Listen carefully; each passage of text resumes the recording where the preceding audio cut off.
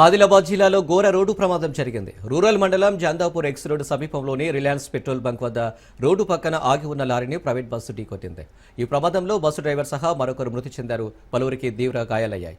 క్షతగాత్రులను ఎన్వెంచ్ పెట్రోలింగ్ 108 సిబ్బందితో పాటు పోలీసులు రిమ్స్కు తరలించారు.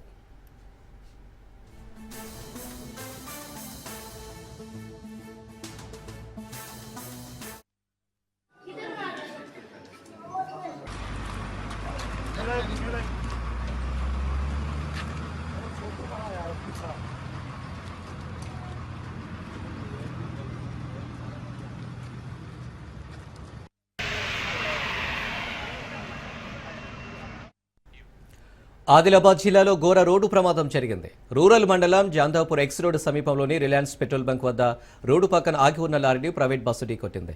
ఈ ప్రమాదంలో బస్సు డ్రైవర్ సహా మరొకరు మృతి చెందారు. పలువురికి తీవ్ర గాయాలయ్యాయి. క్షతగాత్రులను ఎన్హెచ్ పెట్రోలింగ్ 108 సిబ్బందితో పాటు పోలీసులు రిమ్స్కి తరలించారు.